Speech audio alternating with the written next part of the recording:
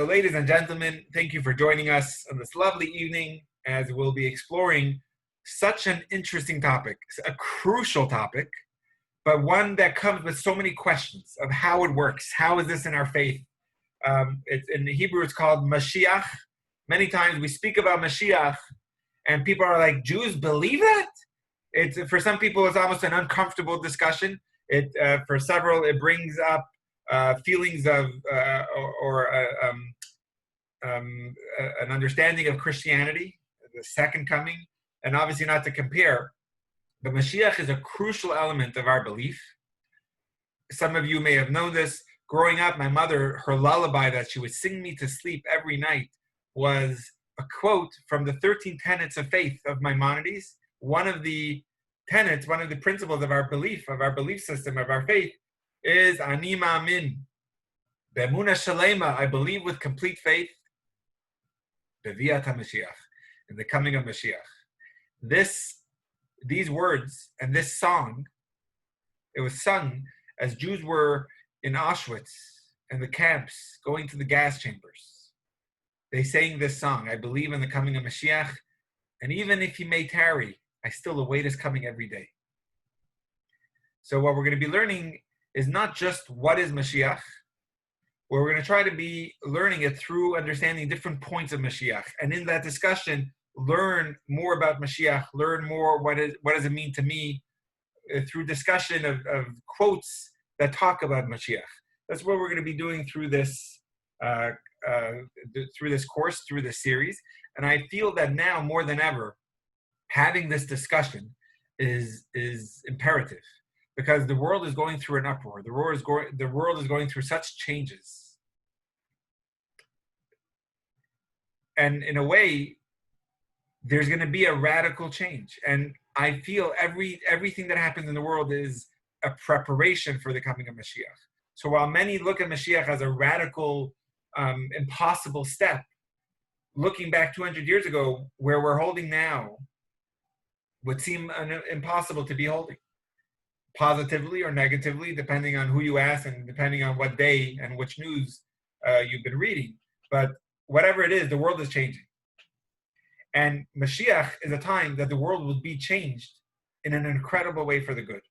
How will this come about? What will it look like? Will it be an immediate process, or will it be a gradual process? That's going to be really the discussion about this evening. The Rebbe would talk about Mashiach in such realistic terms that until now, perhaps many people looked at Mashiach as something for the future. The Rebbe said that it's our generation.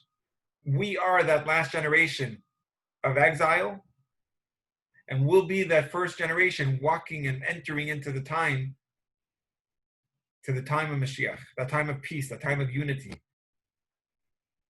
that time of connections, not just virtual connection, but real deep connections.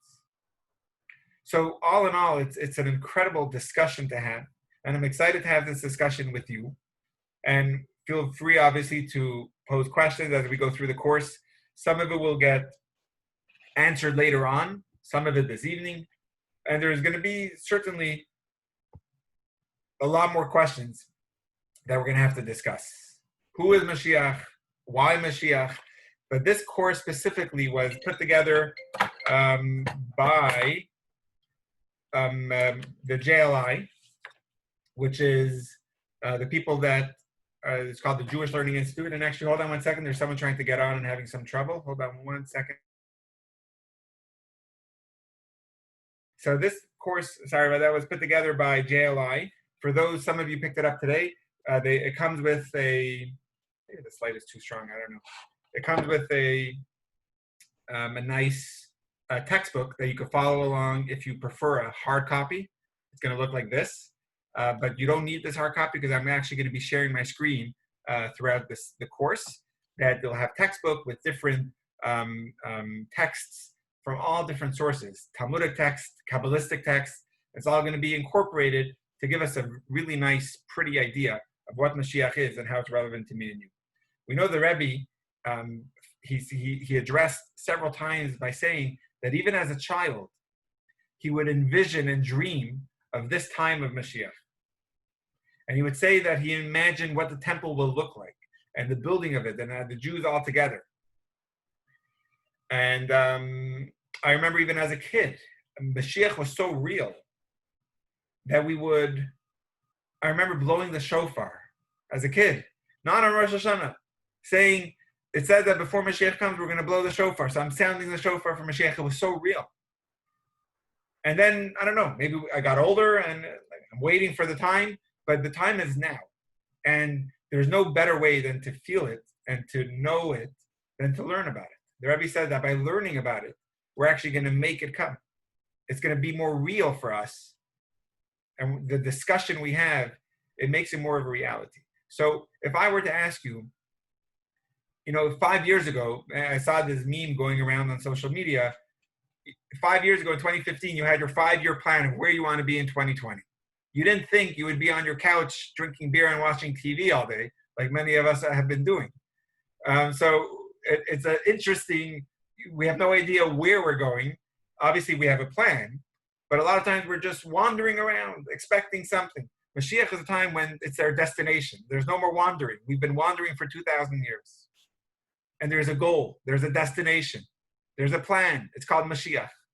Now, the reason why I'm making that clear is because I don't need you to, of course, we question it. We need to discuss it and study it and explore it. We're going to do that. But it's already a principle of faith that you inherently, as part of your DNA, believe it. Because it's one of the principles. And it's part of our faith. While we may not know enough about it, that's something we have to take care of. We have to educate ourselves. We have to study it. There's no better way than to study with friends, with each other, fellow people that want to learn and explore and are interested and curious. So we're going to do that over the course of the next 5 Mondays. And again, for those who would like, you could pick up, they just arrived this morning in the mail. Vivian and several others picked up these textbooks. Vivian, do you remember how much they are? I think $12, $15, somewhere between 12 and 15. I don't remember. It's on the site. And they just arrived, so you're welcome to pick them up. Or I could drop them off. And it just goes along together with the class. But just for those that are alarmed, you don't need the textbook. If you prefer the paper textbook that you can follow along with, you're welcome to it. I wanted to accommodate everyone, but I'm going to be pulling it up on the screen momentarily.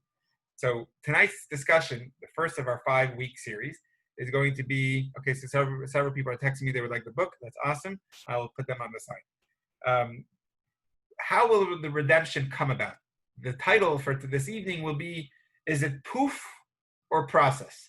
What will it look like? And I'll be sharing my screen in a moment, but just give you the background. We know Mashiach is coming. How will Mashiach come? As we begin this journey and studying about Mashiach, we'll focus on practical elements, on how Mashiach will come about. Many people, and this is on our mind, what will the process of Mashiach look like? When we think of Messianic era, or when we think of the Mashiach, which is the Hebrew term for it, what comes to mind is something out of this world, something not only extraordinary, something totally, something we can't imagine. It's like almost like something coming out of a fairy tale.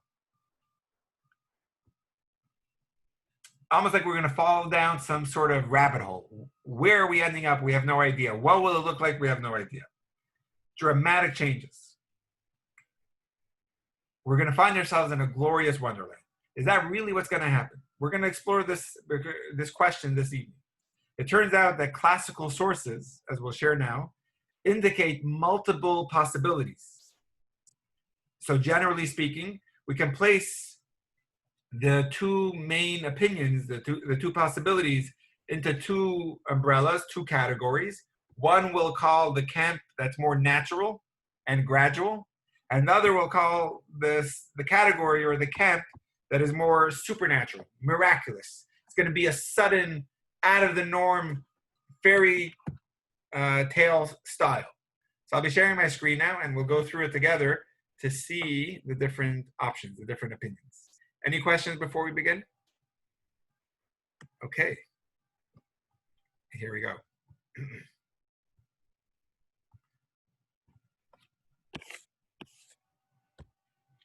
And you know what, since it's been a while since I shared a PowerPoint, I just want to make sure someone could either give me a thumbs up or unmute yourself and let me know. Are you able to see the screen clearly?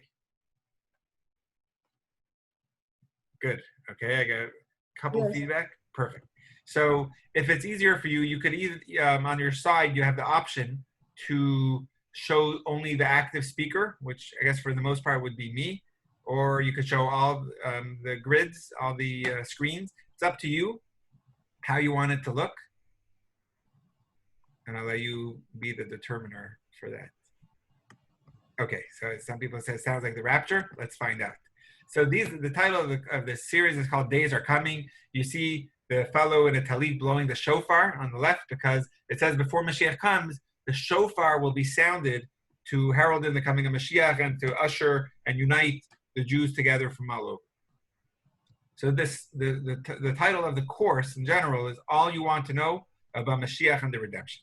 Tonight is specifically going to be poof or process. Is it going to be miraculous or natural? Will it be gradual or all of the sudden? That's going to be the first section of this evening's class. Then we're going to explore, is it going to be if we're worthy, or is it going to come regardless if we're unworthy? That's going to be something else. Finally, the qualities of a Hebrew word or Kabbalistic word called achishena, which tonight you're going to be a master of this discussion. What does achishena mean? It's a Kabbalistic terminology. We're going to get to it. And finally, we're going to conclude with the idea that it can happen any day. So let's go through this. The first part of it will be miraculous or natural. Part 1, gradual or sudden. Here are some texts. This text is actually from Malachi, which is the final text, the final book of the prophets, of the Torah, of the entire Tanakh. And Malachi was a prophet. And in the last chapter of his book, which means the last chapter of the entire books of prophets, he describes the coming of Mashiach. And so we're going to examine these texts, sources that indicate Mashiach will come in a supernatural, sudden way. And this is an important source coming from the prophet. And he says like this, "Behold, I send my angel, and he will clear away before me." We're talking God's tongue. "And suddenly God, whom you seek, will come to his temple, which will be in Jerusalem. And behold, the angel of the covenant, whom you desire, is coming," says God of hosts. So what do we see from here? The key word over here will be suddenly. Right? The angel is coming, and suddenly God will be in the temple. So this is the idea that it's going to be sudden. But I want to take you even further to a letter that was written by Maimonides. Many of you heard of Maimonides. In Hebrew, he was known as the Rambam. He died in the early 1200s, 1204, if I'm not mistaken. And he wrote his magnum opus was Maimonides, the Mishnah Torah, as it's known in English, which is the book of laws. But he was the chief rabbi of the Jews. He lived in Egypt, but he corresponded with the Jews all over. One of the famous letters, or for some reason it's called an epistle, is a letter he wrote to the Jews living in Yemen. In Hebrew, they were called Teiman, is the name of the country in Hebrew, and it's called the Igara Teiman, which means the letter he wrote to the Jews of Teiman, of Yemen. This letter took place at a time when there was major unrest. There was a revolution, a revolt against the Saladin of Yemen, and there was major pressure of the Jews to basically convert to Islam.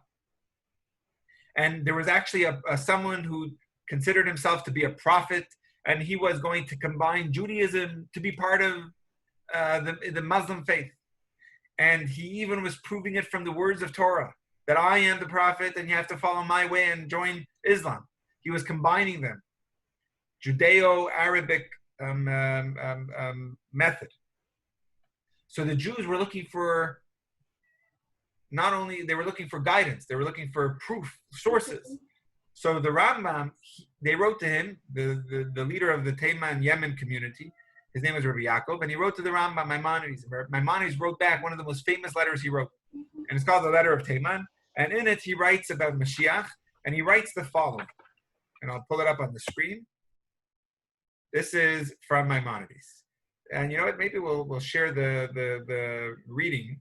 Margie, could I have you start reading you'll read the Maimonides. You could unmute yourself and go for it. Yes. Sure, as long as it's in English. Yeah. The Messiah will be unknown before his coming, but he will prove by means of miracles and wonders that he is the true Messiah. The mere report of his advent will strike terror into the hearts of all the kings of the earth, and their kingdoms will fall, as they will be unable to make war or revolt against him. They will neither defame, deny, nor question him. Keep going? Yeah, sure. You can finish. Oh, sure. For the miracles that he will perform will frighten them into complete silence. Isaiah refers to the submission of the kings to the Messiah in the verse. Kings shall shut their mouths, for he will be unlike anything they ever saw or heard. He will slay whom he will. None will escape or be saved, as it is written, and he shall smite the land with the rod of his mouth. So while nowadays, in a beautiful time of peace, while we have our flaws and troubles in our generation, going back to the 11, I think he wrote this in 1190 or something, maybe somewhere in the late 1100s, when there was major unrest. I'm just going to go back to the previous page also.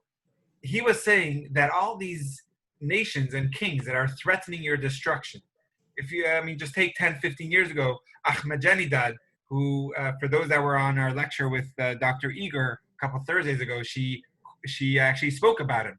And these people that promise, God forbid, the annihilation of the Jews, Rambam is saying, don't worry. Because when he comes, it'll be with miracles and wonders. And just when he comes, they will strike terror and they won't even be able to talk in front of him. They will be unable to make war. It's a very comforting thing, especially for the Jews reading it, with all the threats that they were faced with annihilation. And here comes the Rambam and says, Mashiach will come with miracles and wonders. No one will be able to wage war and be victorious against Mashiach. And all those enemies like Ahmadinejad and people that vow, God forbid, our destruction, they won't have any say. They'll be struck down. So while there's so much to talk about in this letter itself, what we're trying to bring out, this is another sample source that indicates that it will be a sudden and a supernatural event. The quote is words, it will be miracles and wonders. So it goes together. Like the previous quote was saying, it will be sudden. This idea, it'll be miraculous. It's meaning it's going to be out of the norm. It's going to take us almost by surprise, and strike terror in the heart of all those kings that profess and vow our annihilation. So it seems to be that's the stance of Rambam and Maimonides and the other one, which is that it will be a sudden and miraculous event. Hold on one more second. There's just one more person trying to join.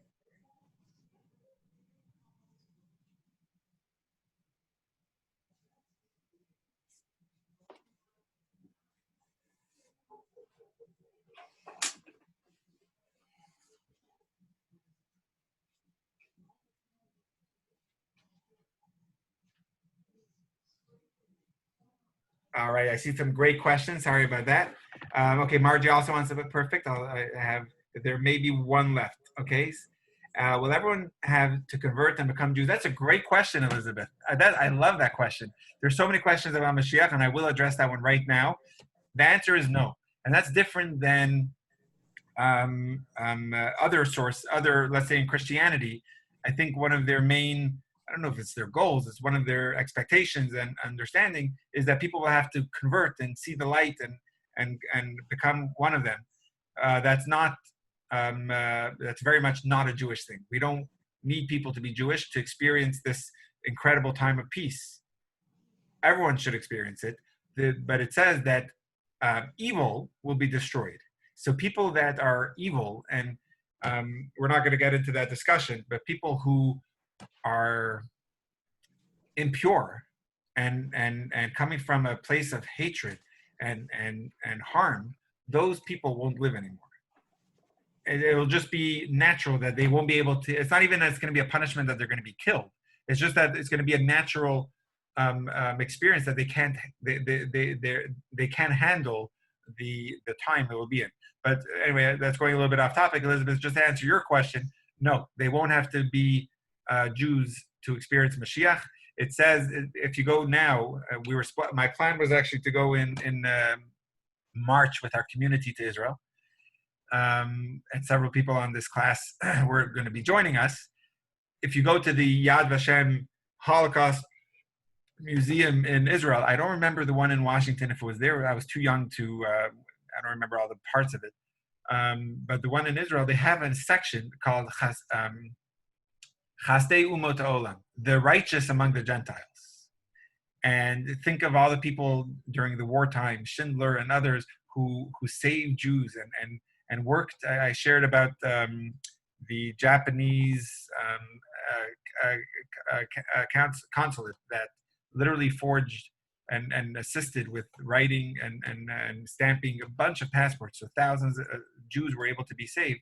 All those people, they're pure goodness, from the goodness of their heart. I mean, everyone has flaws. Those people will be part of Mashiach 100%. People that are here to better our world, absolutely. So they won't have to convert. I hope that's just a simple enough answer to a very deep question. But now we're going to see the other side to this. The other side is, this was the poof side, meaning there's going to be a miraculous, instant, sudden time that, it's going to come and we're going to be like, wow. There's another opinion, we're going to see that now, which is it's going to be more of a gradual process. So this is going to be the contrast, which is the opposite.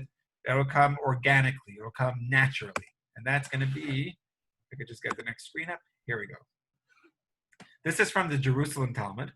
And let's see, if Gail, if you're able to, I don't know if you're able to unmute yourself, if you're on the phone or not. I will try. Otherwise, it might be a little tricky. Okay, we'll go. Ava, are you able to, oh, Gail, you're there? Let's try one more time. Gail, would you like to read? I don't know if you have your glasses on.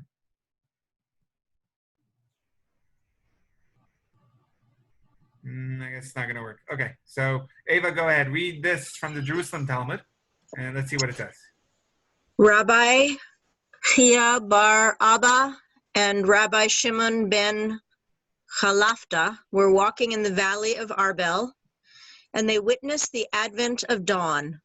Rabbi Chia told Rabbi Shimon, "So will be the redemption of the Jewish people.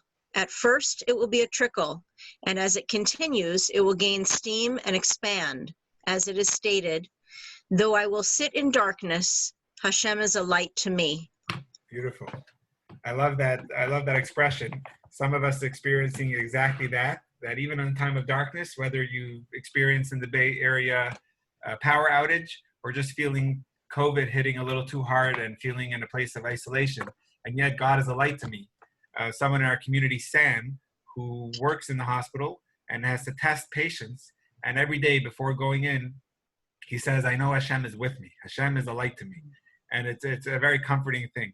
But what we're seeing from this source, which is from the Talmud, the Jerusalem Talmud, and the reason why I emphasize the Jerusalem Talmud is there's actually two Talmuds. Like Jews, there's always going to be the two parts to it.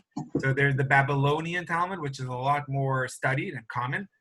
That was written in Babylonia.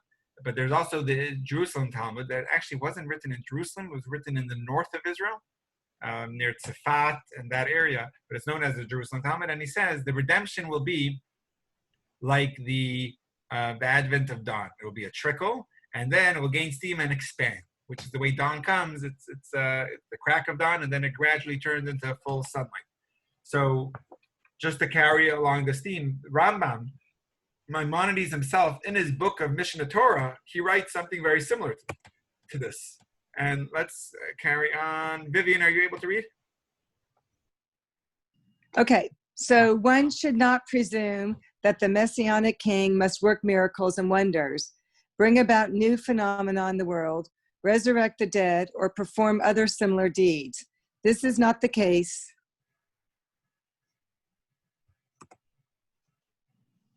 This is not the case. Keep going? Yeah. Yep, sure. Okay, do not presume that in the Messianic age, any facet of the world's nature will change or there will be innovations in the work of creation. Rather, the world will continue according to its pattern. Our sages taught there will be no difference between the current age and the Messianic era, except our emancipation from subjugation to the Gentile kingdoms. Yeah, perfect. So, yeah. So meaning we'll have, what he's saying here is that not much will change between the current age and the Messianic era. What will change is that we won't be subjugated to Gentile kingdoms, which means we'll have our own king, not just a prime minister from a political standpoint, the way it is in Israel, but we'll have a Jewish king that unites all the Jews. Right now, there isn't this, we hope for this unity and we pray for this unity, but right now, the fact is there's a struggle, and I think there's 4 elections in the past year, or if whoever is trying to keep up with the news going on in the Middle East. And we're not talking about the political climate of Israel, and there'll be a Jewish king that will unite us all and will inspire us. And it will be a time that the Jewish king will be respected by all the nations, and he'll be uniting all the Jewish people, and it'll be peace in the world as a result. So the point, and I'm just going to summarize and we could go on. The point, what we see from here is that there's sources that it will be a gradual thing. There's not going to be that much change at the beginning. It's not going to be a poof. It'll be a process. So there's conflicting sources as to whether Mashiach's arrival will be sudden, miraculous, like we quoted at the beginning, or if it's going to be a gradual, more of a natural process. So how do we reconcile this? That's what we're going to try to dig into tonight. What's really going to happen for Mashiach to come? So we'll address this in the following section, and we will first see if there's a question to address. Sorry,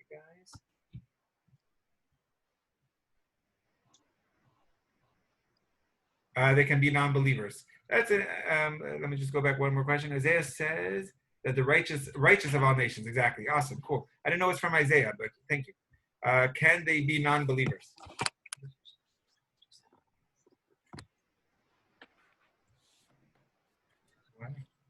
Can they be non-believers? It's interesting. That's a good question. When Mashiach comes, there will be such a reality of kindness in the world, a light of God in the world, that's going to be obvious. Nowadays, we were on purpose given the free choice for someone to be atheist or someone to believe. And that's part of the way Hashem wanted it to be, that we should come to it on our own. But when Mashiach comes, it says our flesh and eyes will be able to see the result of our mitzvah. Our flesh and eyes will be able to see godliness and the Shekhinah, like we walk on the street and meet a friend. That's actually the way it's going to say. So will there be non-believers? No, but not because they're going to be forced into it, because it's going to be a natural reality that there's going to be, it's not going to be a struggle. It's going to be, there's not going to be proof one way or another. It's going to be automatic. I feel like it's already happening with this huge shift of consciousness in the world. Maddie, thank you so much for sharing that, because there's 2 perspectives. One is we're in such a place of darkness. Oh my goodness, we couldn't be farther. And in truth, that's true. And at the same time, we're in the place on the threshold of the greatest light. There has been an enormous, and we're going to see this towards the end of the class, Maddie, an enormous amount, if you look at the broader picture of innovation and with technology especially, of where the world is and how close we are to this time. It is incredible. And there's so many prophecies of Mashiach that it says, let's see, it says, we'll fly on eagle's wings. I'll tell you, I just saw this the other day. It's the coolest thing. I saw a machine driving on its own from Postmaster or Postmate, one of these food delivery companies, that was driving a delivery in a little refrigerated box with no person driving it. I don't even know if there was someone handling it on some place. Maybe they just pressed in a place. It's like the idea that it says when Mashiach comes, our whole day will be occupied in the study of Torah and the goodness. We won't even have to worry about going to a restaurant to pick up food and we'll think about our food. It'll be just delivered to us. We see that happening. It says we'll fly on eagle's wings. It's talking about on airplanes. We're in such a time of this goodness and this shift in consciousness that we're in this together. And we see that now. The idea that the world could shift so instantly. And one little nanogram of, I don't know how big coronavirus was where it started, but it's something you can't even touch or see or feel. And yet it literally brought everyone to their knees. It literally changed the entire world. How much more so in the goodness? When we do a good thing, it could instantly change everything and tip the scale and bring about Mashiach. So this consciousness, I think, is happening, Maddie, like you said. And I feel like some people are already on this plane and they recognize each other when they meet. Awesome. So it's the 5th dimensional. as human beings are in the third dimension. I love it. Thank you, Maddie. Let's see if we can get to the end, but there's definitely more to talk about on that. Awesome. So in order to address and understand this, we're going to delve into a really cool Kabbalistic idea that's going to use two Aramaic words. The Talmud was also written in Aramaic, so you're going to learn some Aramaic this evening. You don't have to worry so much about the Hebrew, but it's just some cool words. So I'll bring it up on the screen. So we're up to section 2. In order to get it, it's going to, like we saw now, we put it into 2 categories. Either you're of the opinion that it's natural and it will be a gradual process, which is more like what we just quoted from Mishnah Torah and from that Talmud, like the sunrise, etc. Or it's going to be more of a supernatural, like we quoted from the prophet Malachi and from the letter the Rambam wrote to the Jews of Taiman, of Yemen, that it'll be sudden and instill fear and evil people, etc. So let's see which one is it and how to reconcile it. So now we're up to section 2, the worthy, unworthy binary. Let's see what that means. We're going to continue with a quote from the Talmud. And let's see, Elizabeth, are you able to unmute yourself? You're welcome to, but no pressure. Oh, I think I hear you. Elizabeth, do you hear us? Rabbi Alexandri said, Rabbi Yeshua ben Levi raises the contradiction. The verse, I, God, in this time, I will hasten it, reads, in its time, indicating that there is a designated time for the redemption. And it reads, I will hasten it, indicating that there is no set time for the redemption. Rabbi Alexandri explains, they have merit. If they have merit, I will hasten the coming of the Messiah. If they do not have merit, Messiah will come in its designated time. So what we're saying here, there is actually, he's saying it depends on the merit. It depends if we deserve it or not. Mashiach will come. When will it come? It depends. If we merit it, meaning we're earning it, we're working on mitzvahs, on making this world a godly place, on doing everything we can to bring light and unity in our world, God will hasten it. Meaning God has a set time of when Mashiach will come. We do our work, God will say, I'll bring it earlier. We don't, it'll come at a time that was already predestined. So if we are worthy, God will hasten it. If we're unworthy,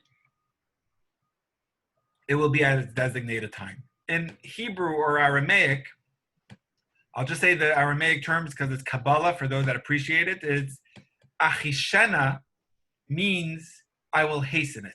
It'll come instantly, it'll come with the blink of an eye. That's achishena, it will be sudden. Achishena, sudden. Be'ito means at its designated time. And if it's going to be be'ito, at its designated time, that will be if we're undeserving, if we're unworthy. But if we are worthy, be'achishana, it'll come out of like all of a sudden. We won't even be expecting it. We'll be busy making this world a better place, and all of a sudden, bam, the shofar will sound, and it'll be a party time. So that's just some of we see the Talmud discussing this question that we had. Oh, great question. Elizabeth is asking, what will make the people worthy? That's a great question. The easiest answer, I would say, is if we're doing what we got to be doing. So the bigger question you're asking is, what will make people worthy is, why are we here? Why did God make our world? It's probably the biggest question we could ask ourselves. And the simple answer is, we're here to make this world a better place. In Hebrew, some of you may be familiar with this, is tikkun olam, to repair this world.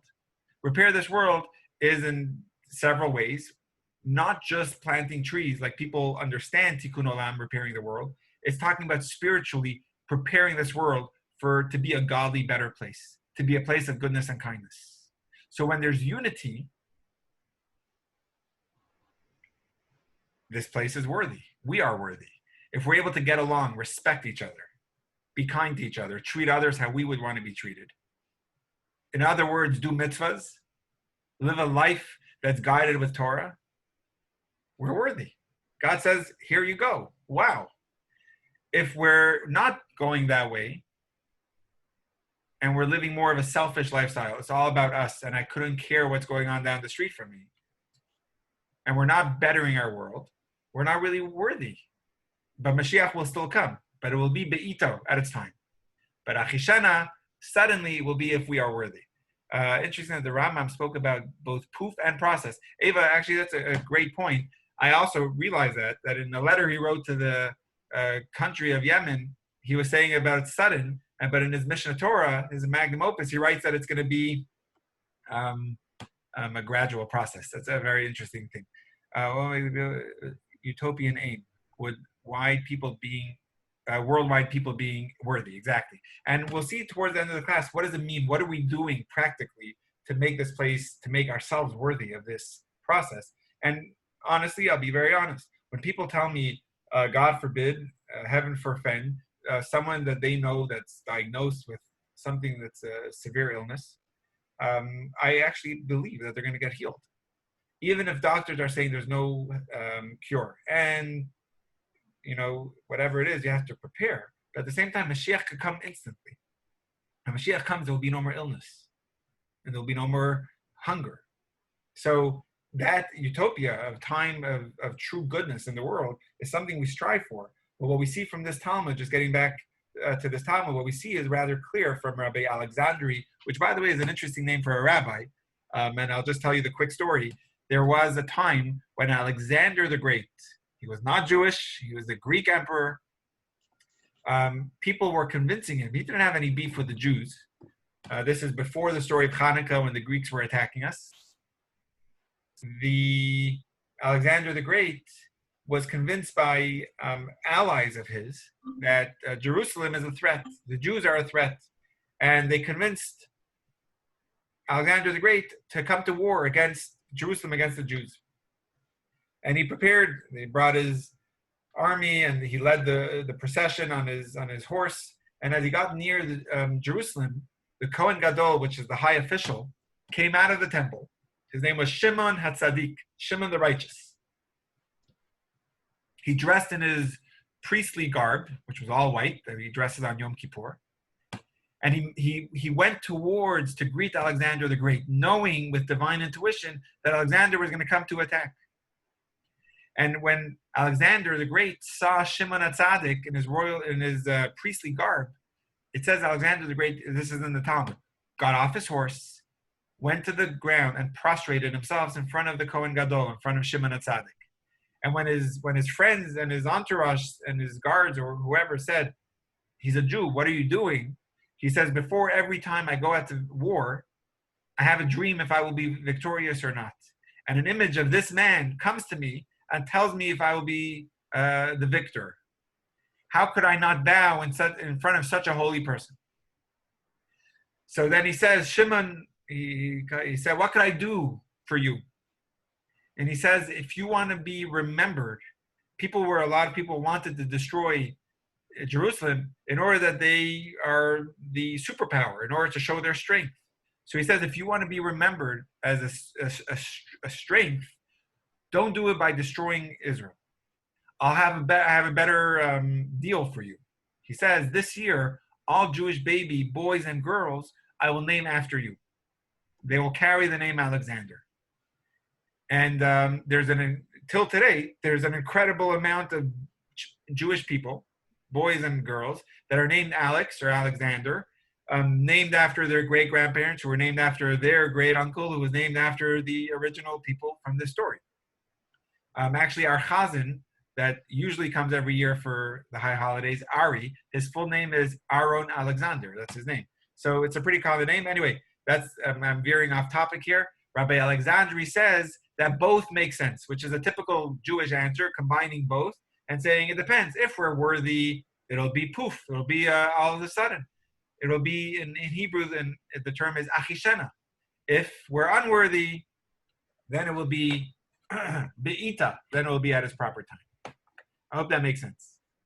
Let's see it from the words of the Or HaChaim. The Or HaChaim was a holy Jew. He lived in he died in 1743, and he was born in Morocco and later moved to Israel. a giant of Torah. You can ask my children stories of the Or HaChaim. His name was Chaim, and he wrote a book called the Or HaChaim, the Light of Chaim. And let's see what he says. Something similar to this. And let's see, Adrian, I have you next on my screen over here. If you're comfortable and you're unmuted, you're welcome to read. If not, I'll give it on to Leslie. Yeah, I can read. Oh, perfect. Go ahead. If the redemption will arrive through the merits of the Jewish people, it will be wondrous. The Redeemer will appear miraculously from the heavens. By contrast, if the Jews are unworthy and the redemption comes only because the clock ran out, it will be different. I'm just going to skip a little more. Continue. Regarding which the Talmud states, the Redeemer will arrive as a pauper riding on a donkey. The prophecy that the redemption will be hastened will occur if the Jewish people will be worthy, regarding a redemption in the set time. The verse states that a ruler will arrive in Israel naturally, as do all rulers in this world. Aha. So we see from the Or HaChaim, just to review, thank you so much, Adrian, that was well done. If we have merits, it will be wondrous, miraculous. It will be from the heavens, for the books. But if we're unworthy, it'll, that just time expired, then it'll be an interesting quote. Mashiach will arrive as a pauper riding on a donkey, which is an interesting quote. Donkeys are pretty common. It says Abraham, when he was tested with the binding of Isaac, he saddled a donkey. It says it will be the same donkey that the Mashiach will be riding on. So it's a pretty old donkey. But the point is that we see from the Or HaChaim, Chaim ibn Attar, that it will again depend on our worthiness or not. So it's important to explain just an interesting point that when we're saying we're worthy, then it will be quick and hasty. And if we're unworthy, it will be gradual and processed. Because when we're saying unworthy, it means that while the Jews are not necessarily worthy on their own for the redemption, there's no choice but for Mashiach to come. Meaning, even if we are unworthy, the world must realize its goal and purpose, which means eventually we want our kids to earn certain things. But there are certain things that we give them, even if it's unearned. There's a time when they have to learn things and we have to teach it to them and we have to give it over to them. Of course, we want them to deserve it, whether it's something that we were holding on for a while, but eventually we give it to them. Because even if we're unworthy, there's a certain thing that we need to get across. Mashiach is something that Hashem is a destiny. It's a destination that God has for the world. Eventually it's going to come. But even if, but if we are unworthy, it's going to come because of time expiring. Mashiach will still come because that's the goal of creation. God didn't create a world of just going wanderously until we're bored enough. God created a world with a destination of Mashiach, where everything we achieved is accumulated and rewarded. So at some point, Hashem will take the initiative, even if we are unworthy, and make it happen on God's own turf, bringing about Mashiach. That would be what we consider in its time, meaning when the time expires. When we're worthy means that before the clock ran out, we deserve it, and therefore it'll come in a sudden way. So just to summarize this point that we're now seeing and reconciling the contradiction is what we see from the Talmud is that there are two possibilities. It depends on the worthiness and the merit of the people. And now we'll continue to see that's the worthy-unworthy binary. But in the following section, we will explore the qualities of this paradigm, this idea of a sudden achishena. We'll just see the words over here. So what we're going to get is, if the Jews are worthy, there will be a redemption of, again, the word is achishena, in a miraculous, sudden manner. If not, Mashiach will come in its designated time. In Hebrew, the word was ita, and it will be a gradual, natural process to get there. Great. Okay, so now we're going to dig into it and understand this reconciliation with a much deeper understanding, which is section 3, the qualities of achishena. And let's. Oh, does someone have a question? Okay. No. Awesome. So we'll see that now on section 3. The qualities of achishena. We'll be reading this text from the 1800s, but just to explain a little bit, there are advantages and I would love for you to think of some on your own. If the redemption, Mashiach will come in a way of Achishana, which is in a way of all of the sudden, a poof. There's definitely advantages. There's definitely qualities that are going to be special. And let's see it and then try to understand it. Let's see who's next. Leslie, are you comfortable to read? On the bottom left, you have an option to unmute yourself. There you go. I did. Thank you. Yep, I can hear you. When the Talmud and the Midrash speak of the many changes that will occur prior to the Mashiach's arrival, the context is such events must occur only prior to a redemption that comes in the designated time. Thus, Moses and all subsequent sages anticipated a redemption of Ashishenach, so that everything can be in the best possible manner. So all the conditions about Mashiach coming and the change that will happen will only be if it's a gradual process, if it's in its designated time. But if it was in a form of Achishana, like you said, it's going to be in the best possible manner. Let's try to understand what that means. This was from Rabbi Chaim Yeshaya Halbersberg. Interesting name. He was from Lublin in Poland, and then he later immigrated and died in Jerusalem in Israel. So to explain this a little more, let's understand this. There are certain elements that are integral to Mashiach's arrival. That any person that self-proclaims himself as Mashiach, if he lacks these elements, he's a fake. We've had these before in our history. Some of you don't remember, but some of you may have, that are history-driven, may have heard of someone whose name was Shabtai Tzvi. He lived in the mid-1700s when he told everyone, I'm Mashiach. And he was trying to bring proofs of him being Mashiach, and a lot of people fell for it, and it was a disaster of an ending. He ended up converting to Islam and took many, many, many, many Jewish people with him. It was, I'm sorry, I said 1700s. This was in the mid-1600s, the 17th century. And it was a very sad time. So there's things that are integral for Mashiach to come, that if someone who's considering himself Mashiach and these times don't come, you know he's a fake, you know he's a farce. There's factors that have to be in place. So when Mashiach comes on his terms, all meaning when he comes on a donkey, all these elements will be in place. But the problem is it takes time for these things to happen, for there to be a certain element of peace that we're waiting for and a certain element of proof that we have for him. It's going to take time. There's logistics involved. Uniting all the Jews together, trust me, that could take a long, long time. But if Mashiach comes on our terms, in Achishana, which means suddenly, we'll be able to bypass all of those conditions that would be taking time, meaning that gradual process won't be. It'll be sudden. Mashiach will instantaneously arrive and immediately put all the legal steps in motion for it to happen. So, for example, some of you may have heard this growing up, where we invite him to our Seder every year, Elijah the prophet, who bears witness at our bris and at our Seder. It says that before, and this is from the prophets, it says that before Mashiach comes, Elijah will be the one to herald the news, will be the one to give us the good news that Mashiach shall arrive.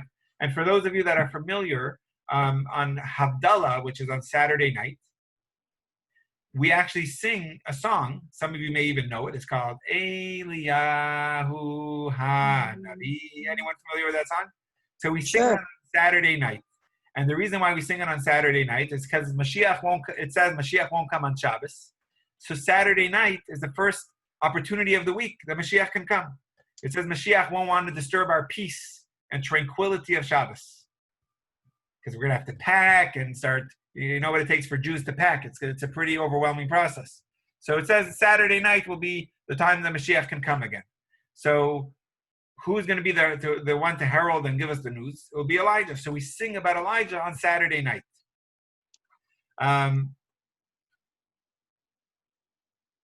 So if it's a sudden process, we won't need Elijah to give us the news and wait a few days until it actually transpires. It'll happen on its own. Elijah will come and say, look what's happening, but the news will be there. You know, like news that's old already. Like if it happened an hour ago, people are like, oh, that's old news. There's a lot that happened since. So it'll be such a sudden process that we won't even be having to wait for Mashiach after Elijah comes, because Mashiach will be so sudden. So what we see from here is everything can be in the best possible manner, which means there won't be any delays.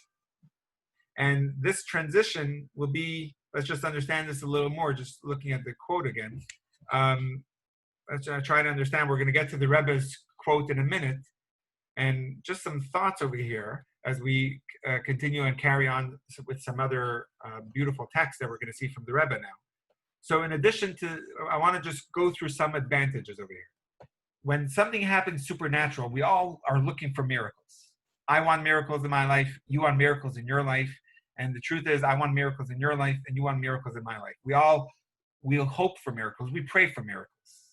We want that miraculous time when like everyone's saying, when will COVID end? Will it be in a year? Will it be in 6 months? A vaccine? Will it work? Will there be cures?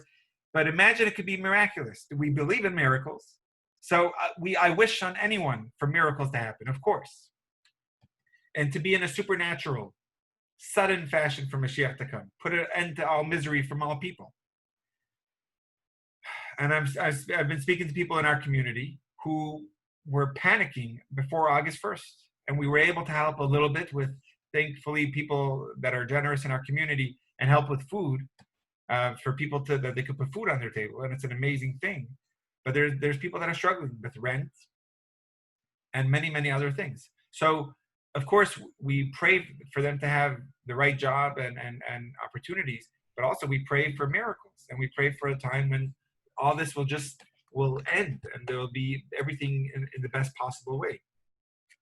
So besides for the beauty of the miracle and Mashiach coming instantly and in a poof, there's also other beautiful qualities and advantages to this style that will gain greater appreciation. So just to explain this, we've learned in other classes that spiritual terms, Mashiach's arrival on a spiritual level, it doesn't come out of nowhere. It's the culmination of a long process that we're already long underway, meaning from our ancestors all the way up. They've all been building blocks and working towards this destination of Mashiach. So this is a beautiful spiritual idea. And it's really, it's funny. I was speaking to someone today that she came to one class. She's not part of our community, but someone in our community had a surgery on their shoulder 5 years ago, so she couldn't drive. So a friend of hers brought her to a class talking about the soul.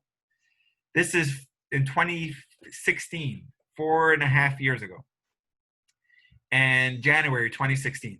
She now lives in Florida. Her mother, unfortunately, just passed away from COVID in a nursing home. And I was talking to her today, and she's very upset at her synagogue because her synagogue never returned her calls. And she's been members for decades. Her mother has been member for decades. Nothing. And her friend is in our community, and I right away reached out to see if there's anything we can do. And we had a beautiful conversation today. Her mother died July 29th, so she's still grieving and it hurts. But she was talking about our class. I don't remember. I talk every day. I don't remember what I shared. But one of the things we were talking about was this beautiful idea that there's sparks. She remembers this so well, that there are sparks. And according to the Kabbalistic teachers, namely the Arizal, who lived in Tzfat in northern Israel, a very holy place, he says that this entire world is filled with godly sparks, holy sparks. And it's my job, and it's your job, to find those sparks and elevate them.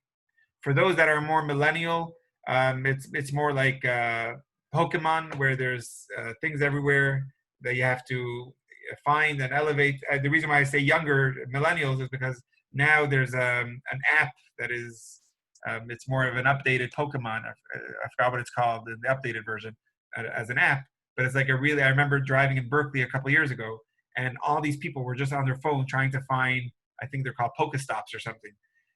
But spiritually, according to Kabbalah, there's these incredible sparks of holiness that it's most of them were already elevated from previous generations. It says from the Exodus of Egypt, they already elevated over 200 of these sparks. All that's left in the world is 86 sparks.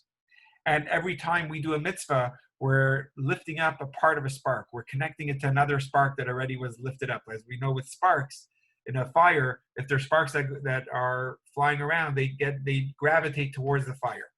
And our job is to elevate these sparks and make a spiritual change.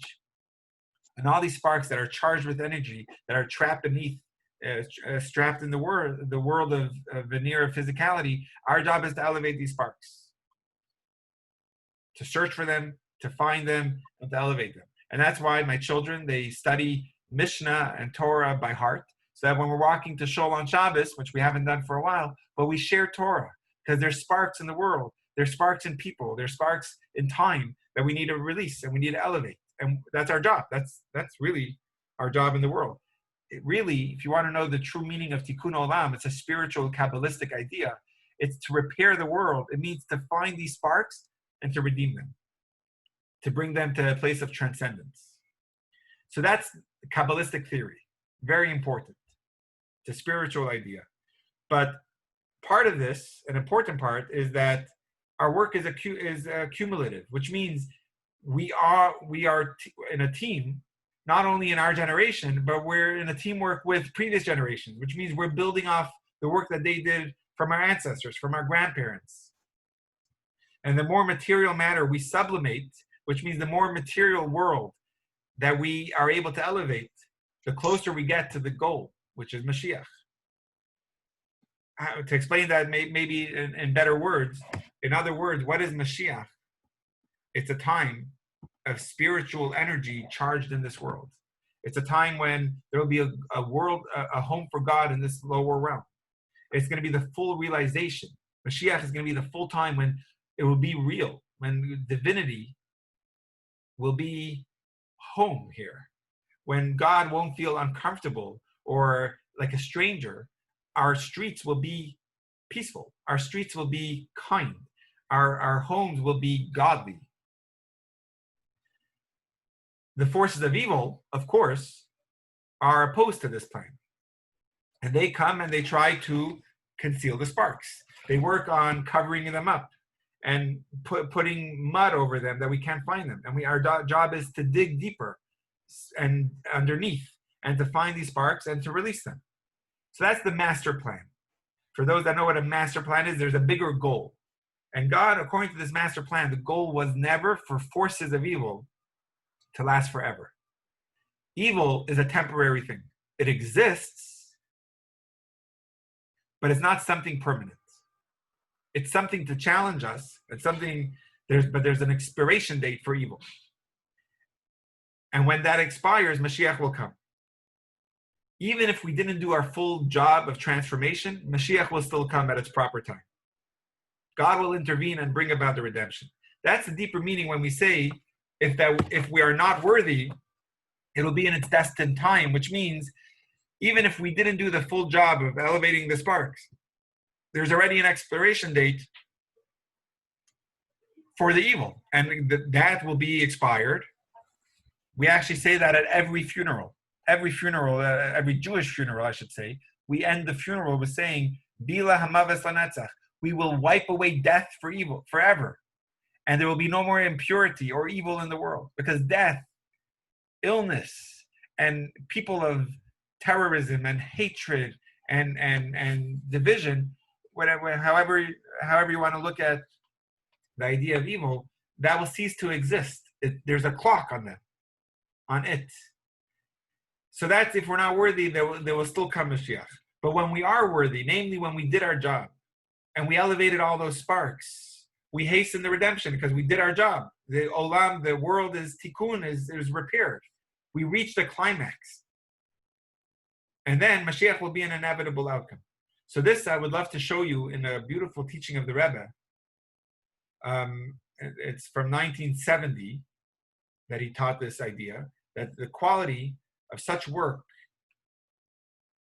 is that while in the gradual, unworthy time, evil has to run out its clock and God will destroy it, still, even in the quality of sudden, poof, of Achishana, the Jewish people go down in the muck and we transform everything down to the depths. Even then, as opposed to God destroying the lowest of the low, the Jew goes ahead and transforms it, and that's a huge win.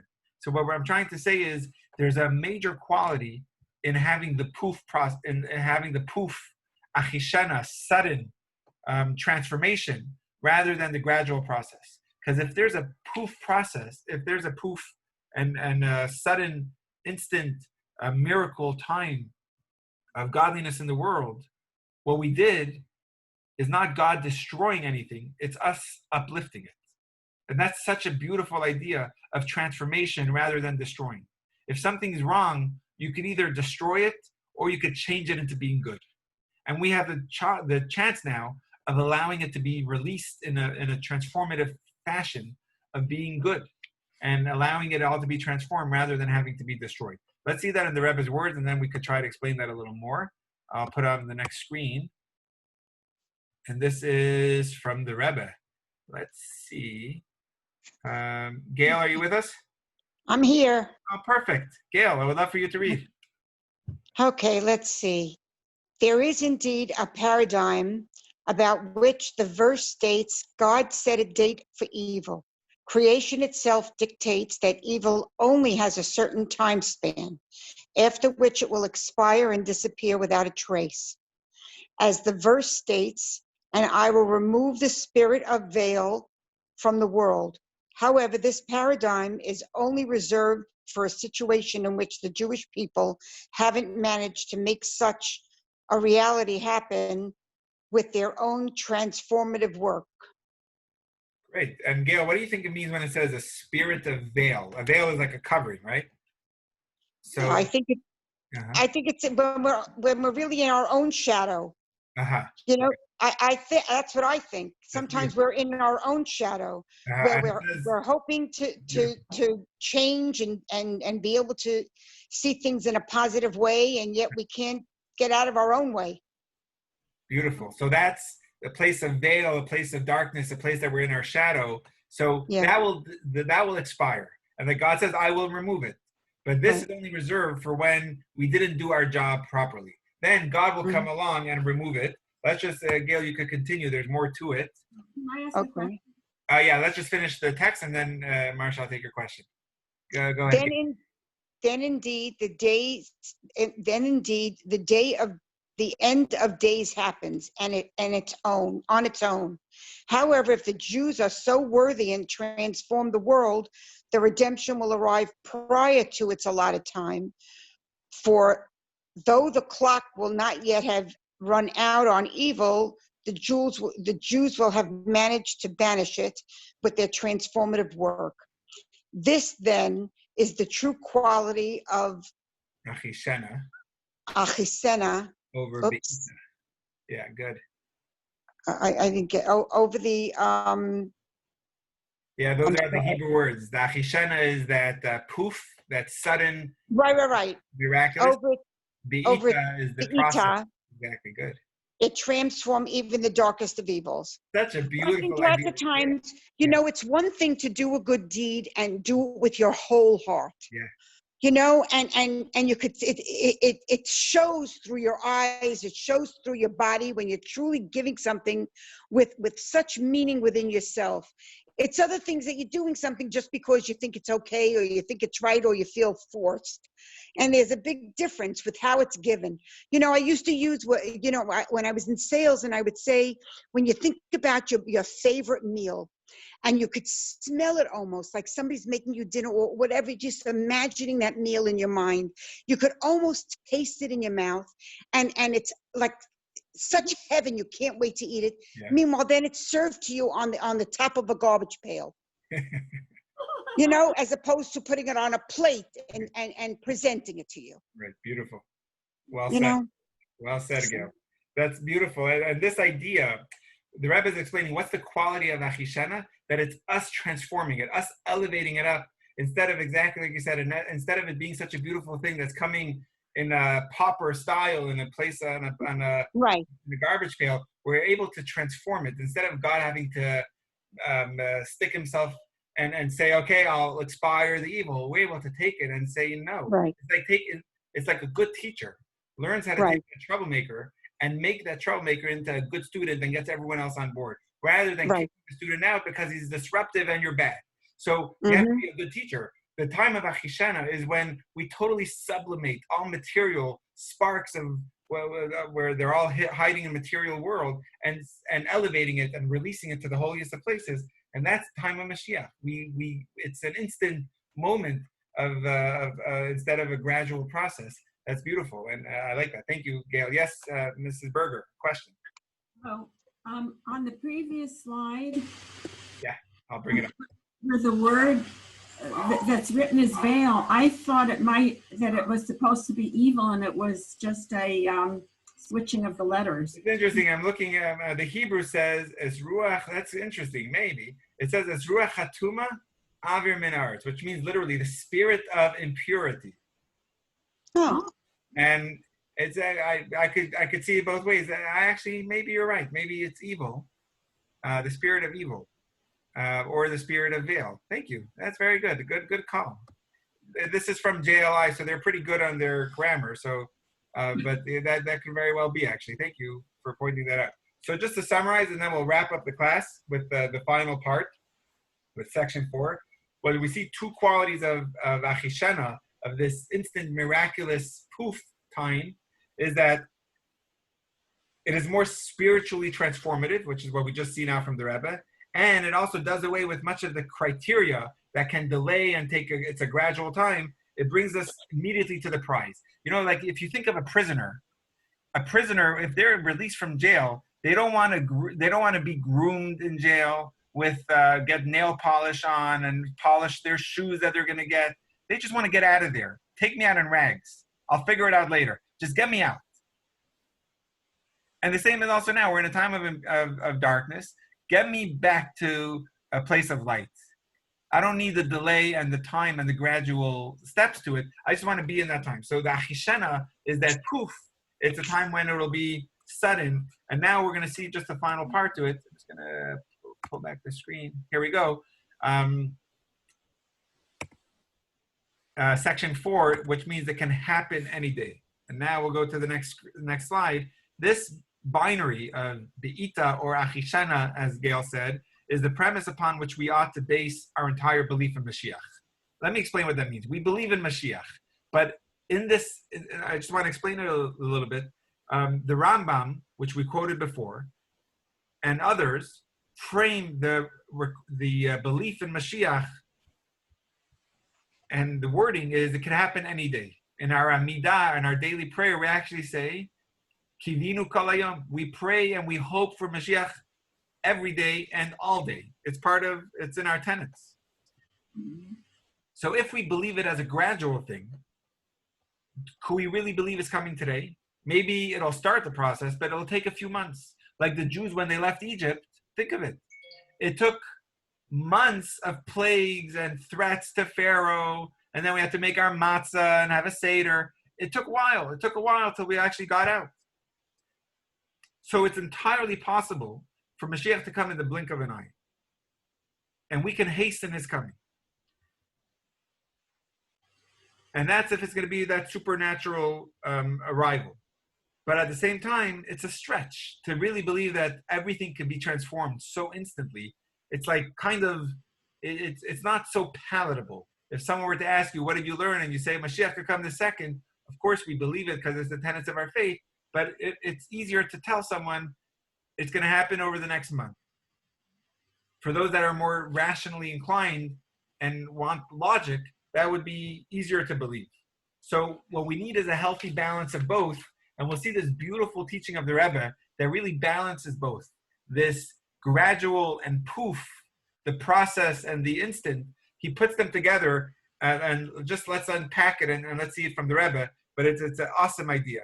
If we look at all, if we look forward to miracles and end to the suffering from so many years of persecution, etc., we have a whole list of reasons of why we want a miraculous arrival. So while it can happen at any time,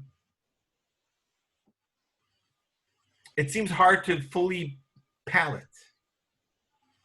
To see the world in a light that is messianic, to see a time of Mashiach, a time of real goodness and peace and unity.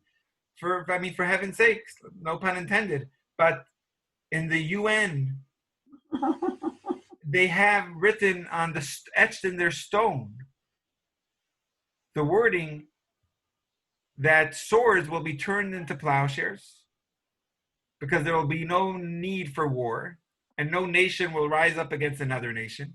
So even whatever you want to say with what UN really stands for and what they really do, but they themselves are talking about a time of true peace.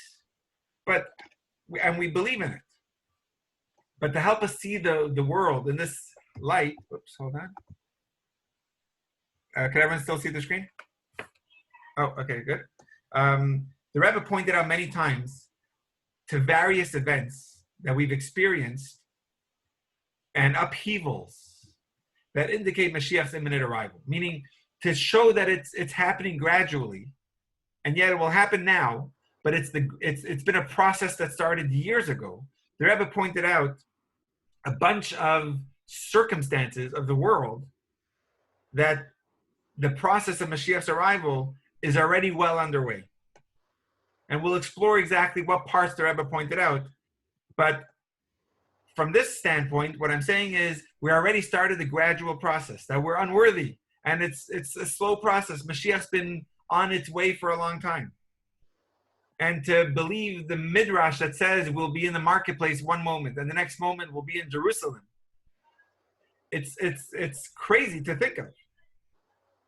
So is it really that crazy? So the proper way, the Rebbe actually synthesizes both. That the gradual process that has been preparing the world for Mashiach, that's in the past. And bringing the world to the concept and the idea that Mashiach is here shows that that evil is already expiring and the process has already begun, meaning God is already stepping in and saying, I'm bringing Mashiach. But at any point in the process, we could be deserving of it. And it could take a quantum leap and catapult into the way Gail was saying it is the achishana, that instant poof, that miraculous time. It can happen at any moment. And it's only, let's see it in the Rebbe's words. I'm just reading outside the Rebbe's words. Let's see it inside. But the idea that it can happen at any moment, how the Rebbe synthesizes it. Let's see, Mrs. Berger, I don't think you read it. Naomi, do you want to read? Okay. We now have an answer to all the chatter about our recent hype about Mashiach's imminent arrival. After all, how will such hype be received at home? What will Main Street think about such talk? Good question. The answer is, if the elements of redemption were completely foreign, it would indeed be a tough sell. However, because they are not foreign at all, and in fact, much of it is already underway in our very material present-day reality, an imminent redemption will not be a surprise at all. So this is an amazing idea. Why wouldn't the Rebbe is saying we could still have an imminent redemption, and yet it won't take us by surprise because the world has gradually been preparing for this. Let's go through some examples of how we see our world in a place that's ready for Mashiach. And this is examples that the Rebbe explained, but over the past 25 years, since 94, since the Rebbe passed physically, we have so many more examples. And it says when Mashiach comes, I quoted this before, the principal occupation of the world will be to get to know God better. It won't be to earn more money. It won't be to have a nicer car. We may have those, but it won't be our care. Our care and want will be to better ourselves and to deepen our relationship with God. Literally, the words of the Torah, to know God. But Menachem, I think it's already happening. I think there are more and more people that are becoming a lot more, whether you want to use the word spiritual, but they're starting to meditate. They're starting to truly open up their spirit and open up their minds to the possibility of just miracles in every minute and being open enough to receive miracles in every minute that happens. And that's that shows you that this idea of Mashiach, that everyone will just want to know God, is happening already. Because think of it.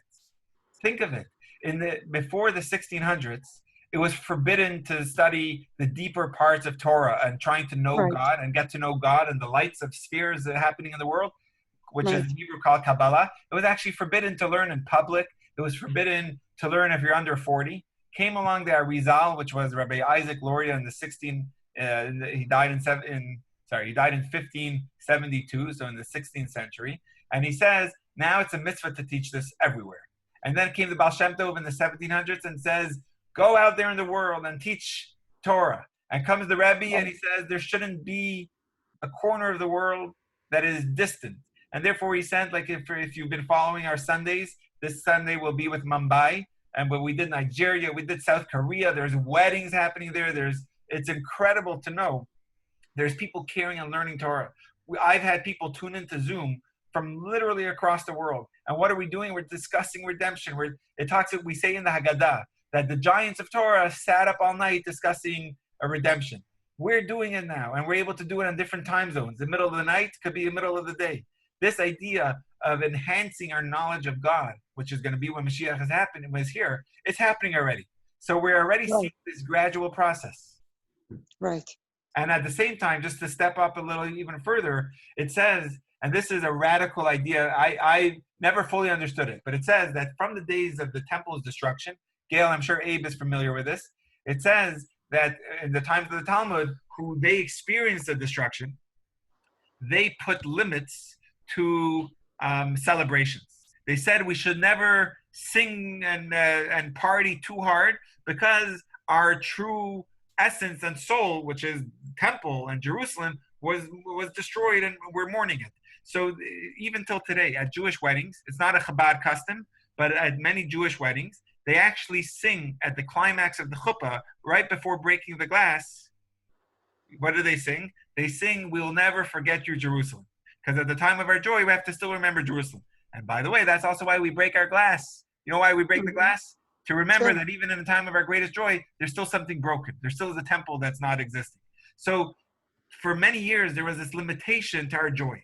Comes along Chassidus and says, the Baal Shem Tov, and he says, no, now our service is to be with unadulterated, full, unbound, I don't know if this is a word, unbounded joy. If it's a word, I don't know, but unlimited joy. We just need full-fledged joy in the world, and there should be no limits to it. Again, that's an idea that Mashiach is coming. And it says when Mashiach comes, there'll be this incredible joy. And nowadays, we're living that time. And therefore, we have the gradual process from the Baal Shem Tov that says we have to change it all. Observance needs to be with absolute joy and only joy. And one more thing, just even with all the schmutz that we see in our world, and so much that really needs to happen to make a difference, and major inroads that we have to take, and with racism that's been prevalent now, and that's been coming up now, and we have to deal with. But in the bigger picture, in the bigger scheme of things, I was reading my kids a book right before coming on this call. There, every night we read books, and we're talking. I don't know why these Jewish books they focus on this, but it was a Jewish book talking about a Jewish boy that was trying to get saved in the time of the Crusaders, and he was hiding from them, etc. In the global picture, looking at history, we're living through unprecedented times of peace.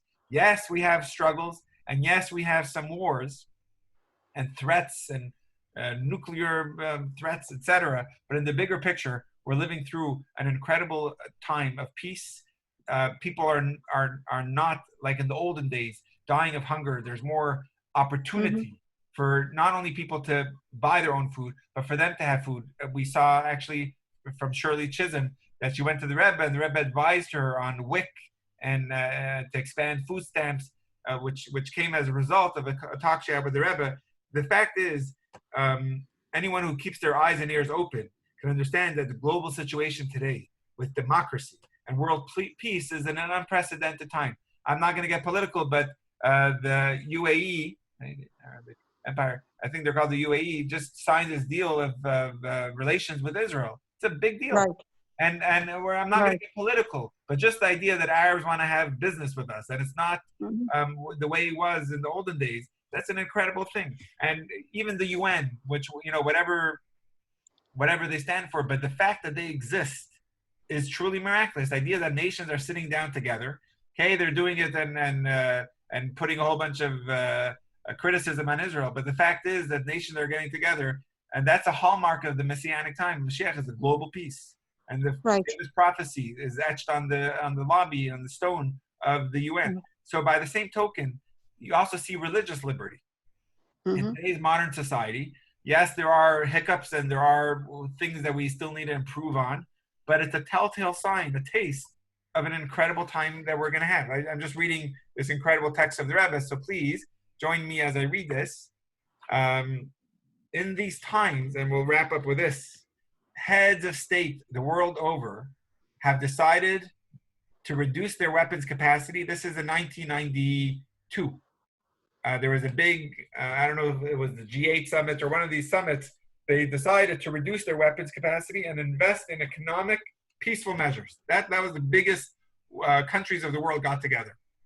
This is, after all, what the prophet promises, that they will beat their swords into plowshares, dismantling weapons and fashioning them into tools to work the ground, to produce bread. This was after the fall of the Iron Curtain. This happened. And the Rebbe says that's a foretaste of Mashiach. This is a sign that Mashiach is coming. We have a clear sign, this is the continuation, that the signs of the ultimate redemption are beginning to blossom. Many great and mighty countries have reformed and established noble governments grounded in just and fair laws. This too is a foretaste of the overall reform and peace that Mashiach will bring to the world. Another realization of this promise is the world's attitude to the Jewish people, as we have been granted religious freedom. Yes, there's anti-Semitism. Yes, we need to have security. But the truth is we're living through unprecedented times of good times for the Jews. We're not living in communist Russia. We're living in a time when we have opportunity, when we're not going to get political, but Jews are able to be stand and be able to be respected.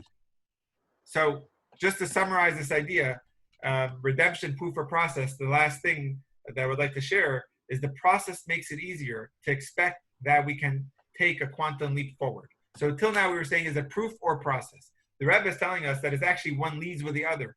It's the idea that there's a gradual process, and that allows us to be able to take a quantum leap forward, to see the peace coming in the world, and to see the time of technology, that we're able to gather and discuss Torah together.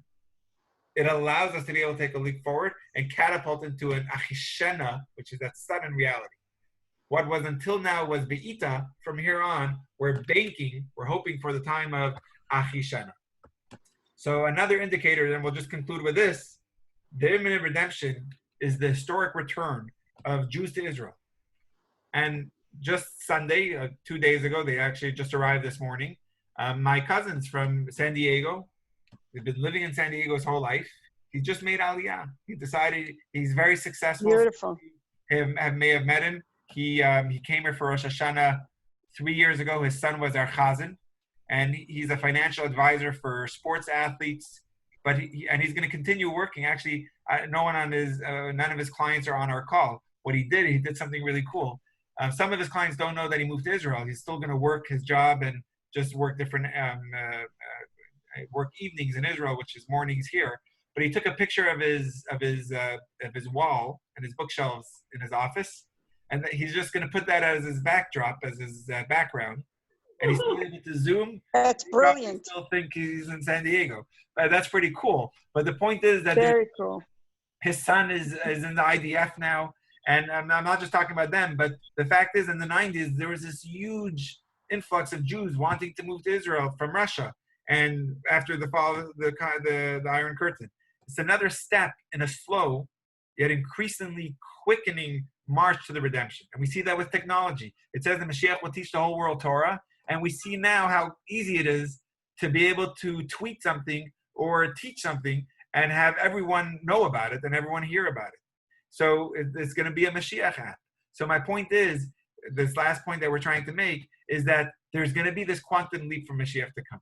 But right now we're able to taste it with a gradual process to allow it in. So it's abundantly clear that these two possibilities we've been exploring this evening, which is Be'ita or Achishana, will it be a sudden process when we're worthy for it? Or will it be a gradual process if we're unworthy? Both are happening. Till now it's been a gradual process, and Hashem is stepping in, showing us the fall of the Iron Curtain, and showing it, which the Rebbe spoke about in the early 90s. But so much that we're able to see now with the advance of with internet and technology, and just the idea that you could sit in your home and have everything brought to you, and you could just focus on things that are important. And for sure, it's important to go out there, but with safety now, you could do incredible things just from your home. It's an amazing thing. So this idea to know that our job is to make transformation in the world, to release the sparks, and that's our tikkun olam, and that happens only through us. And the way we do that, it brings about this time of Mashiach in a worthy way. It's already started, and we have to see that gradual the reality is happening. And just to conclude with this thing. Anyway, we'll leave that. We're already going overtime, but that's a beautiful idea, that to believe in the paradigm that it's going to be a time of an incredible light in Mashiach, and it comes through our worthiness, through our earning and transformation and making light in the world, taking what seems dark and making them light, what seems like an enemy, and turning them into allies. And we see that there is just this a person who gave anti-Semitic. Nick Canaan gave anti-Semitic things, said anti-Semitic things, and it made big waves.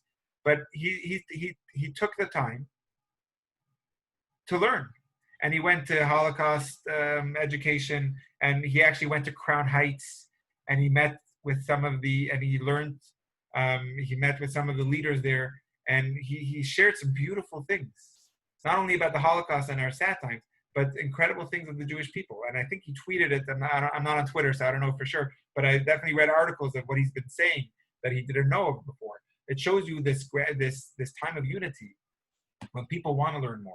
And our job is to embrace it, and what seems like a place of darkness could really be transformed.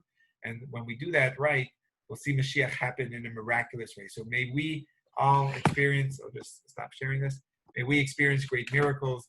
I'll take some questions now. I see there was a lot. I'm sorry for, I wasn't able to see them with the shared screen, but here we go. Some great questions. And Gail, you've got agreement with Maddie. Awesome. What will make the people worthy? You said that. So some time ago, I recall learning that the Jewish year 6000 is the Mashiach's coming. There's an explanation that had to do with Shabbos. So very good. It says that there's, by the year 6000, right now in the year 5781 almost in a month, 5781, and by the year 6000 is going to be the Be'ito, which means it'll be the expiration time by the 7th millennium. And that's similar to the idea of Friday afternoon, right before Shabbos. It's like the 6th day of the week. It's like we're corresponding to the 6th millennia that we're currently in. Today's generation, 5780, would be the time of Friday afternoon, close to sundown, which is going to be the time of Mashiach. It says Friday night, Shabbos, is the time of the Messianic time. So right now we're on the cusp of that, and our job is to bring it in early and to make it happen now. Awesome. Can instead of a leap, we regress? Ooh, that's a great question, Elizabeth. I don't know. I would love to. That's a great question. Is it possible to regress? I have to think about it, but I want to tell you like this. Could a mitzvah ever be taken away from someone? Meaning, if someone does something good and then they do something bad, could you go back and say that good was not really good? They gave charity today. Tomorrow they stole. Was that charity that they gave yesterday not real? The fact is, the poor person got their food from that charity. So even if it was not with the right mindfulness, the mitzvah was done. What I'm trying to get to is a mitzvah is eternal. You can never take away a mitzvah. A mitzvah remains forever. In contrast, a sin is not forever. The second you do teshuvah, the sin is actually transformed into a mitzvah.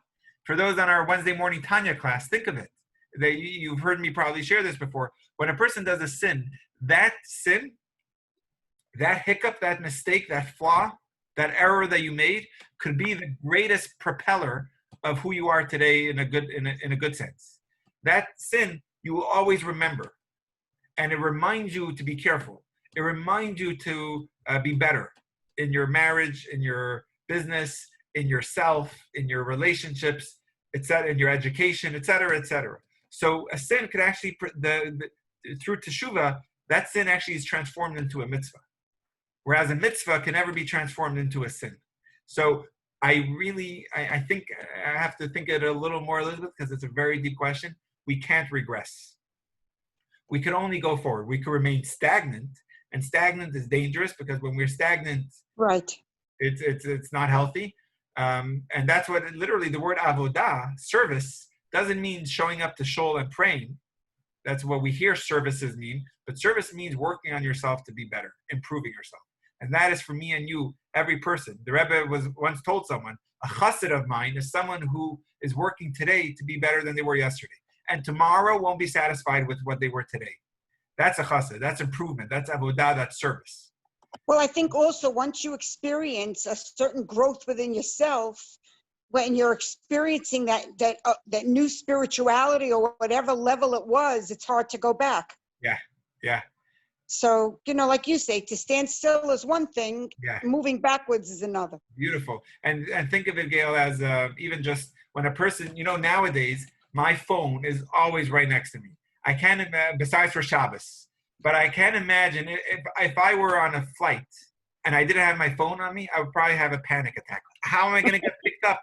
How am I going to do anything with my life? Like once you experience something, you almost can't imagine going back to without it. And the same is also when you experience Shabbos, it's so hard to not live with Shabbos anymore. I guess it's possible, but like when you experience the truth to something, you can't settle or satisfy yourself with anything less, anything but. Well, I think we're living in a world right now where people are so open and it's almost like being a Jew-boo. It's like Hindu Buddhism crossing over Judaism. You're opening up your spiritual mind, your heart, to the level of whether it be meditation or just learning a different kind of like a peaceful mind and a calm heart. It's hard to go back to wanting to feel the chaos otherwise. Beautiful. Yeah. That's all. Yeah, thank you. And that's what I mean. Yeah, very good. Maddie asks a great question. Is there a description of how it will be when Mashiach comes? There is. There's a lot of books written on it. It's not learned enough, and we say that by studying these things, it'll be the reality. We'll make it happen. We'll be building it. Throughout this course, we're going to be learning a lot of different parts of Mashiach. In one place, it says money will be growing on trees, and all the delicacies will be like diamonds, will be found everywhere, because that's not going to be our agenda. We won't care about money. And so we'll care about knowing God. We'll be studying Torah. We'll be working on unity. So a lot of it, all of this is written from the prophets. Maimonides explains it at length. And Hasidus, the Rebbe especially, wanted every day. I go through every day. I have to be better. The Rebbe wanted every day for a Chassid to study a concept of Mashiach, to live it instead of just believe it, to make it a real. So yeah, and hopefully through this class, Maddie, we'll learn more and more, and we'll get more comfortable with it. What about all the people, all the suffering in the refugee camps in the world? Our lives may be better, but much of the world is suffering terribly. Absolutely, Elizabeth. As I was saying, I was thinking of Darfur and so many other places in the world that is still in a place of such need of healing and comfort and miracles. Absolutely. And God forbid, I never meant to belittle that, but I was just trying to show you the bigger picture.